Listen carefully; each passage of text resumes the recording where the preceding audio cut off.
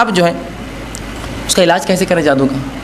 تو قرآن حدیث نے اس کے بہت سے علاج بتائے، مختلف لوگوں کے تعلق سے رسول اللہ نے مختلف جو ہے عمل کیے۔ بہرحال جو ہے جو مختصر سی چند باتیں آپ کے سامنے رکھتا ہوں وہ یہ ہے کہ اللہ کے رسول صلی اللہ علیہ وسلم نے فرمایا کہ جو جادو سے بچنا چاہتا ہے تو وہ ہر صبح بعد فجر چوتھا کلمہ جس کو بولتے لا الہ الا اللہ وحدہ لا شریک لہ لہ الملک وله الحمد وهو على كل شيء قدیر، یا یحیی و یمیت بیدہ الخیر بیدک الخیر وهو على كل شيء، جو بھی الفاظ سے آپ پڑھنا چاہیے دونوں الفاظ ثابت ہیں، آپ پڑھیے۔ چوتھا کلمہ ہی بولتے ہیں نا اس کو، ہاں یہ کلمہ جو ہے 100 مرتبہ جو پڑھے رسول اللہ فرماتے اس صبح سے لے کر شام تک جادو اثر نہیں کرتا اس پر، لیکن اللہ پہ توکل، اس پر بھروسہ، مکمل شفا کی امید کے ساتھ۔ یہ نہیں کہ چلو اب سب بول رہے تو پڑھ لو، اس کی نہیں ہوگی شفا، ٹھیک ہے۔ کون سا چوتھا کلمہ؟ لا الہ الا اللہ۔ اگر چوتھا کلمہ غلطی بول رہا ہوں تو لا الہ الا اللہ وحدہ لا شریک لہ لہ الملک ولہ الحمد بیدک الخیر وہو علی کل شیء قدیر، یحیی و یمیت بیدک الخیر۔ بہرحال جو بھی وہ دو الفاظ زیادہ اور کم کے حساب سے بھی درست ہے، دونوں ہی کلمے درست ہیں اپنے آپ میں۔ آپ اس کو 100 مرتبہ گن کر پڑھے بعد فجر۔ آپ بولیں گے جادو کا علاج تو کرانا، فجر نہیں ہوتی تو پھر میں کیا اس کا کیسا بتا، کوشش تو کرنا پڑے گی نا کچھ چیزوں کے لیے، ہے نا۔ بہرحال یہ پڑھیے۔ اسی طرح آپ صلی اللہ علیہ وسلم فرماتے ہیں جو شخص رات میں سوئے اور آیت الکرسی پڑھ کر سوئے تو صبح تک 2 فرشتے اس کی حفاظت کرتے ہیں، حتیٰ کہ فجر کی اذان ہو گئی خلاص پھر اس کی حفاظت ختم ہو گئی۔ تو اب دیکھیے دن کی بھی حفاظت میں نے بتائی آپ کو، رات کی حفاظت بتائی۔ اسی طرح آپ صلی اللہ علیہ وسلم فرماتے ہیں کہ وہ گھر جن کے اندر سورہ بقرہ کی تلاوت ہوتی شیطان داخل نہیں ہو سکتا، اور جادو کرنے کے لیے کس چیز کی ضرورت ہے؟ شیطان کی ضرورت ہے نا، تو شیطان نہیں آئیں گا تو ظاہر سی بات ہے کیا ہوں گا، فرشتے ہی آئیں گے۔ تو سورہ بقرہ پڑھیے، آپ اس کی تلاوت کیجیے گھروں میں، اس سے شیطان اسی طرح جو ہے معوذتین پڑھیے۔ رسول اللہ صلی اللہ علیہ وسلم پر جب جادو کا اثر ہوا آپ نے معوذتین پڑھی۔ معوذتین آخری 2 سورتیں سورہ فلق اور سورہ ناس، یہ 2 پڑھ کر دم کیجیے۔ دم کس کو کہتے ہیں؟ پڑھ کر ایسا پھونکیے کہ تھوڑا تھوک بھی اس میں لعاب نکلے، یا ہاتھ پر کر کے آپ دم کر سکتے، سنت سے یہ عمل ثابت ہے۔ اگر کوئی شخص بہت زیادہ بیمار ہو تو کوئی دوسرا آدمی بھی دم کر سکتا ہے پڑھ کے۔ اللہ کے رسول صلی اللہ علیہ وسلم کے تعلق سے حدیث میں آتا ہے کہ ماں عائشہ رضی اللہ عنہا فرماتی رسول اللہ صلی اللہ علیہ وسلم جب بیمار ہوئے تو آپ صلی اللہ علیہ وسلم نے مجھ سے کہا اور میں ان پر سورہ فلق سورہ ناس پڑھتی اور دم کرتی، ٹھیک ہے۔ تو یہ بھی جو ہے رسول اللہ صلی اللہ علیہ وسلم کا طریقہ ہے اور آپ صلی اللہ علیہ وسلم سے ثابت ہے۔ اسی طرح آیت الکرسی پڑھیے، سورہ فاتحہ پڑھیے، اور ہر نماز کے بعد قل اللہ احد اور سورہ فلق اور سورہ ناس پڑھ کر اپنے نفس پر جو آپ دم کر سکتے ہیں انشاءاللہ عزیز۔ اور بھی قرآنی کچھ آیتیں آپ اس کو مختصر سے جو ہے جادو کا علاج بول کر ایک کتاب آتی ہے عبدالسلام بالی صاحب کی، بڑی بہترین کتاب ہے، آپ وہ کتاب لیں ضرور، اور اس کے اندر پوری تفصیلات دی گئی ہیں، اور کتاب و سنت سے جو ہے وہ کتاب ماخوذ ہے، تقریباً دلائل کتاب و سنت سے آپ اس کو لے کر جو ہے وہ پڑھ سکتے ہیں۔ ایسا نہ ہو کہ شعبدے باز جادوگر اور کاہن جو ہے آپ کو پھنسا لے اور آپ کا مال بھی ضائع کرے، آپ کا عقیدہ بھی ضائع کرے اور آپ کی دنیا بھی ضائع کرے اور آپ کی آخرت بھی ضائع کر دیں۔ بات یاد رکھیے۔ اب جادو کا علاج کیسے کریں گے؟ تو جادو کا علاج جو ہے ہمیں جو ہے قرآن حدیث سے کرنا ہے۔ نہیں وہ تو بہت ملا ہے، حافظ صاحب ہے، عالم صاحب ہے، مفتی صاحب ہے، علامہ صاحب ہے، باباؤں کے بابا، بابا اسکوائر، بابا تھرائز، بابا 4 ٹائم، بابا ریسٹو 10، بہت بڑے بابا ہے۔ قرآن حدیث کا ایسا مطالعہ، ایک ٹانگ پہ ایک قرآن پڑھتے، دوسری ٹانگ پہ دوسرا قرآن پڑھتے، قرآن حدیث کے علاوہ تو کچھ جھڑتا نہیں ان کے منہ سے، وہ کیسے غلط ہو سکتے ہیں؟ اور ان کے تو 100 موکل ہے، 1000 موکل ہے۔ میرے بھائی یہ تو سب سے بڑا مسئلہ ہے۔ نبی اکرم صلی اللہ علیہ وسلم نے موکل سے کبھی کام لیا؟ حالانکہ اس دور میں تو کافروں کی مخبری بہت اہم تھی، منافق کون ہے معلوم کرنا تھا، ان کی کھسکساہٹ، ان کی چال بازیاں کیا چل رہی معلوم کرنا بہت ضروری تھا کہ کافر کیا چال چل رہے مکہ کے میں۔ جاؤ جنوں جاؤ پتہ کر کے لاؤ میرے سے مومن جن۔ راستہ بولا میرے موکل ہے 10-15 مومن جن، اور آپ کے لیے کیا ناممکن تھا بھائی؟ اللہ چاہتا تو اللہ جنوں کی فوج کھڑے کر دیتا تھا۔ ہاں تو یہ موکل رکھنا کس کی سنت ہے مجھے بتاؤ؟ نبی اکرم صلی اللہ علیہ وسلم ایک جن کو باندھتے جھاڑ سے، پھر بولتے مجھے سلیمان کی دعا یاد آ گئی اس لیے چھوڑ دیا، تو تم کون ہوتے اس کو موکل بنانے والے؟ اس لیے کہ ان کی اپنی آزادانہ زندگی ہے، ان کے زندگی میں انٹرفیرنس کرنا ہمارے لیے درست نہیں ہے۔ اور نبی اکرم صلی اللہ علیہ وسلم اور صحابہ اور تابعین، تبع تابعین، سلف صالحین اور ہمارے اماموں کے پاس کس کے پاس بھی کوئی موکل نہیں تھا، لہٰذا آپ کا یہ رکھنا درست نہیں ہے۔ آپ انٹرفیئر کریں ان کے ورلڈ کے اندر، ان کی دنیا میں جس کو آپ دیکھ نہیں سکتے، اور آپ کو وہ گھماتا ہے پھر۔ تو جنوں کو رکھ کر علاج کرنا بھی جائز نہیں ہے، جنوں کو رکھ کر بھی علاج کرنا جائز نہیں۔ کس سے علاج کروا؟ ایسے معالج سے جو قرآن حدیث کا پابند ہو، قرآن حدیث کے مطابق علاج کرتا ہو، نہ آپ کو کوئی تعویذ دیتا ہو، نہ کوئی گنڈا دیتا ہو، نہ پرانے استعمال کی اور پسینے کے کپڑے منگاتا ہو، نہ گندی چندی اور گندی چیزیں آپ کی منگاتا ہو، نہ کسی کے گھر کی مٹی یا قبر کی مٹی نہیں منگاتا ہو، آپ کی ماں کا نام نہیں پوچھتا آپ سے علاج کرنے سے پہلے، آپ کو لکھ کے تعویذ گنڈے اور جلانے اور چپکانے اور ٹھوکنے اور پینے اور لگانے نہیں دیتا۔ یہ سب جادوگروں کی علامت ہے، یہ سب جادوگروں کی علامت ہے۔ سمجھ رہے آپ بات کو؟ نہیں وہ پرانی چندی لائے تو میں سب جادوگری کی علامت ہے۔ ماں کا نام پوچھ تو کیا ضرورت ہے؟ ہم دنیا میں اپنے باپ کے نام سے پہچانے جاتے اور آخرت میں اپنے باپ کے نام سے پہچانے، چونکہ ماں کا، اس لیے کہ وہ رسک لینا چاہتا ہے نا۔ جادوگری الٹ جاتی ہے اس کی، اگر باپ کا نام پوچھا اور باپ وہ نہیں ہوا، ماں تو وہی ہوتی ہے کبھی بھی، اس لیے ماں کا نام پوچھتا ہے۔ سمجھ رہے آپ؟ تو یہ سب جادوگر ہے. کتاب و سنت کا حامل آپ کا صرف علاج کرتا ہے قرآن حدیث سے. اس کو نہ آپ کے باپ کے نام سے کوئی مطلب ہے، نہ آپ کے ماں کے نام سے، نہ آپ کے کپڑے سے، نہ آپ کی چندی سے، نہ آپ کے کسی پیسے سے، نہ روپے سے. وہ آپ کا خالص علاج کرتا ہے قرآن حدیث کے مطابق، پڑھ کر اس کو دم کر کے، اور باتیں جو ثابت ہے، اور کچھ باتیں جو تجزیہ سمجھتے ہیں ایکسپیریمنٹ سے اس کو پتہ چلی ہے. اس لیے کہ قرآن میں روحانیت اور روحانی بیماریوں کا تو مکمل علاج ہے، لیکن قرآن میں جسمانی بیماریوں کا بھی علاج ہے، لیکن اس کو تجزیہ ایکسپیریمنٹ کر کے معلوم کرنا ہوگا.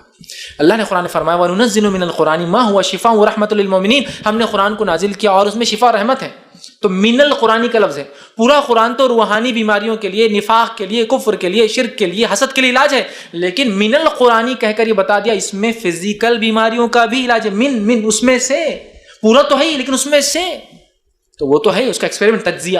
تو بہت سارے علماء تجزیے سے نکالتے ہیں، یہ آیت پڑھنے سے یہ اثر ہوتا ہے، جن پر یہ اثر ہوتا ہے، جادو ٹوٹ جاتا ہے، فلاں ہوتا ہے، تو اس کو ریپیٹ کرتے ہیں. تو ایسا تجزیہ ایکسپیریمنٹڈ بھی اگر کچھ لوگوں نے کیا جو قرآن اور حدیث کے حامل ہو، ان سے آپ علاج کروا سکتے ہیں. بس آخری بات کہہ کر اس لیکچر کو ختم کرتا ہوں. سوال جواب کے سیشن میں جو باتیں بچ گئی آپ بہرحال پوچھ سکتے ہیں. وہ یہ ہے ایک سنہرا اصول، ایک گولڈن رول، اور ایک ڈاؤٹ اور اس کا کلیریفیکیشن. قرآن حدیث سے تو بہت علاج کرا ہے لیکن اثر ہی نظر نہیں آتا. سب کچھ کر لیا، اب قرآن حدیث بھی کر کے دیکھ لیتے کیا اثر ہوتا. کی یہ ہے اب کیا ہوتا دیکھیے. بہت علاج کرا ہے کچھ نہیں ہو قرآن حدیث سے. میرے بھائی قرآن حدیث سے علاج کرا لیتے، سب ہو گیا، دنیا گھوم لیے، تعویذ گنڈے کر لیے. میں نے ایسے ایسے شبد باز اور کاہنوں کو دیکھا. اپنے ایمان کو مسلمانوں پکا کرنے کی ضرورت ہے، جو ایسے علاج کرتے ہیں کہ سامنے آپ کھڑے، آپ کو بلاتے ادھر آئیے، آنکھ میں تکلیف ہے نا، موتیا بین ہے، انگلی ڈال کے آنکھ نکال لیتا آپ کے ہاتھ کے اندر، اور ہاتھ میں نکال کے موتیا بین کا علاج کر کے واپس ٹھوس دیتا آپ کے سامنے، اور واقعی میں آپ بعد میں ٹیسٹ کرائیے علاج ہو گیا. ایسے شبد باز اور کہانی میں نے دیکھے جو جادو سے علاج کرتے ہیں. کڈنی سٹون لٹرل سینس میں آپ کی آنکھوں کے سامنے آپ کو آندھا ڈال کے ہاتھ سے وہ چیریں گے ایسا آپ کے جسم کو، اور کڈنی کو نکالیں گے آپ کے سامنے باہر، آپ دیکھ سکتے اس کی فنکشن ہوتے ہوئے، اور اس کے بعد اس کو چھلیں گا اپنے ہاتھ سے، کنکر کو نکال کر آپ کے ہاتھ میں دیں گا اور بند کر کے لگائیں گے اور بولیں گے آپ جا کے اسکین کر کے آؤ، اور آپ اسکین کر کے آئیں گے وہ کڈنی کا پتھر نکل چکا ہے. اب وہ کیا لگ رہا ہے شبد بازی کو چھوٹے، یہ چھوٹے سے ہائیسٹ لیول تک ہوتی ہے. ایسا دیکھ کے تھوڑے یار جب آپ چھوٹے موٹے بابا سے تو کڈنی نکال دیتا، آنکھ نکال کے آپ کا علاج کر رہا ہے، کیا بولیں گے آپ؟ دل کو بغیر بائی پاس کے آپ کے علاج نکالتا، سامنے ہاتھ میں نکالتا، آپ کو دھڑکتے دل کو بتائیں گا نکال کر. اس لیول تک شعبد بازی کہانت اور جادوگری ہوتی ہے. اپنے ایمان کو پکا کرنے کی ضرورت ہے. یہ ساری چیزیں فالتو ہے، ہم کو کوئی چیز یہ جو کوئی نقصان نہیں پہنچ سکتی سوائے اللہ باذن اللہ، اللہ جو چاہیں گا. لیکن علاج کرانا چاہیے، علاج سنت ہے، کرانا چاہیے. توکل بھی ہے، بھروسہ بھی کرنا، لیکن علاج بھی کرانا چاہیے. لہذا تفصیلات علاج کی اس میں آ جائیں گی. تو اب سب کچھ کرنے کے بعد چلو قرآن حدیث بھی کرتے تو پھر قرآن حدیث کا اثر نہیں ہوتا. قرآن حدیث ہی سب کچھ کر سکتا ہے، اب اثر ہوگا. پہلے اپنے عقیدے کو بدل لی میرے بھائی. اگر سمجھ لیجیے میں آپ کو ڈاکو آپ کے کھیت پہ حملہ کرے، آپ کی مال و دولت پہ ایک بندوق دے رہا ہوں، بالکل جرمن ماڈل لا کے دے رہا ہوں، ٹھیک، جرمنی کی بنی ہوئی یا US ماڈل لا کے دے رہا ہوں گن استعمال کے لیے. بھائی آپ کوئی آئے تو اس سے شوٹ کر دینا. اب اگر آپ کے ہاتھ کمزور اور گن چلانا نہیں آتی ہے تو اس میں بندوق کی غلطی ہے کیا؟ اور اٹھتی نہیں، دشمن آیا تو اپنی گر جاتے اٹھاتے اتنی وزنی ہے، تو اس میں بندوق کی غلطی ہے کہ وہ خراب ہے.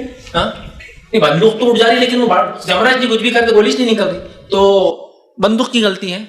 ہتھیار سب سے اعلیٰ ہے، استعمال کرنے والے میں صلاحیت اور طاقت نہیں ہے، تو ہتھیار کو برا مت بولیے. کتاب اور سنت میں علاج ہے، کرنا نہیں آتا اور تمہارا ایمان اس لیول کا نہیں ہے تو اس کو کچھ مت بولیے.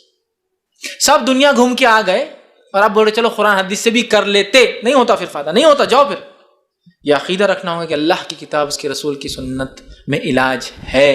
اسلام اس چیز میں آپ کو کیسا چھوڑیں گا؟ گھومتا ہوا کہ علاج نہیں ہے، لیکن کتاب و سنت میں ہے، من مانا علاج نہیں یاد رکھے. ٹھیک ہے، تو ہم کو اس عقیدے سے کرنا ہے. تو ہمارے پاس سب سے بہترین چیز ہے، یا تو ہمارے ہاتھ کمزور اٹھا نہیں پا رہے، یا تو ہمیں چلانا نہیں آ رہا اس چیز کو. ٹھیک ہے، تو یہ غلط فہمی ہوتی ہے، اور علاج کرائے کچھ نہیں ہونا، چھوڑ دیجیے. سیکنڈ، ایک سنہرا اصول، گولڈن رول یاد رکھیے. ایک سلف نے اپنے شاگردوں سے پوچھا، اے میرے شاگردوں، تم ایک راستے جاتا ہو، کتا بھونکتا ہے تم پر، کیا کرو گے اس کتے سے بچنے کے لیے؟ تو کہا اس کو ماریں گے، اس کو ہکا لیں گے. کہا پھر آ جاتا ہے تو پھر ماریں گے، پھر ہکا لیں گے، پھر آ جاتا ہے پھر ماریں گے. کہا کتنے بار کرو گے؟ ایک سنہرا اصول میں دیتا ہوں تم کو، جب کتا تمہارے پیچھے آئے تو کتے کے مالک کو آواز دو کہ اے مالک اپنے کتے کو کنٹرول میں رکھو. تو وہ مالک کیسا ہوتا ہے؟ آپ 10 بار جائیں کتا، مالک کو کرے گا ادھر کتے کو آواز دیں گا، کتا آ جاتا ہے مالک کیسا، آپ چلے جائیں. سمجھ رہے ہیں؟ تو کہا شیطان اگر تم پہ حملہ کرے تو تمہیں شیطان سے نہیں لڑنا ہے، شیطان کے رب کو آواز دینا ہے. چاہے شیطان کتنا بھی کچھ ہو, رب کا کتا ہی ہو, اس کے کنٹرول میں, اس کو کنٹرول میں رکھو, ہم سے ختم. ہم کو اللہ میں پناہ مانگنا ہے, اس سے ہم کو نہیں لڑنا ہے. بات سمجھ رہے آپ؟ مالک کو آواز دینا ہے, اے اللہ بس مجھے اس سے بچانا, میں اس کے چکر میں نہیں آنا چاہتا, اس کے وساوس میں, اس کے فتنوں میں, اس کے فساد میں, اس کی تکلیف میں, اس کے جادو میں, اس کے آصیب میں, بس ساری چیزوں سے مجھے بچا. تو مالک کو آواز دو کتے کی, کتے کو بار بار ہکالنے کی ضرورت نہیں پڑیں گی. پھر تو اللہ میں پناہ مانگنا چاہیے, اس گولڈن رول کو یاد رکھیے. تو یہ ساری چیزیں ہوتی ہیں, ورنہ جادو ہے, ہم جادو کا علاج ایسا کریں گے, اللہ سے آپ مانگیے, اللہ تعالیٰ سب کریں گے, یاد رکھیے. ٹھیک ہے, چونکہ شیطان کچھ بھی ہو, اللہ نے اس کو صلاحیت دی نا. اور شیطان ایک خاص جن ہے, جو پہلا جن تھا جس کو اللہ نے قیامت تک کی مہلت دی زندگی کی. باقی سارے جن جیتے اور مرتے ہیں, مطلب پیدا ہوتے اور مر جاتے ہیں الگ الگ زندگیاں جی کر. لیکن شیطان ایک خاص ہے جو ان کا باپ ہے, جنوں کا ابلیس, اللہ نے اس کو قیامت تک کے لیے چھوٹ دی ہے. تو جس دشمن سے ہمارا پالا ہے بہت زیادہ ایکسپیرینس ہولڈر ہے. نوح علیہ السلام سے لے کر, آدم علیہ السلام سے لے کر بہکاتے ہوئے آیا تو قیامت کی صبح تک بہکاتے رہیں گا. اتنے ایکسپیرینسڈ دشمن کے خلاف تو بہت ویل ورسڈ, جس کو ہم کہتے ہیں نا, بہت تیاری کے ساتھ جاننے کی ضرورت ہے. اور ہم تو اتنی تیاری نہیں کر پائیں گے, لہٰذا اللہ کو آواز, اللہ اس سے بچانا, بس ختم. پھر اللہ تعالیٰ تو سب کر لیتا ہے. تو لہٰذا شیطان سے بچنے کے لیے ہمارے رب میں پناہ مانگے, اس سے مدد مانگے, تو انشاءاللہ خود وہ اس کو اپنے کنٹرول میں رکھیں.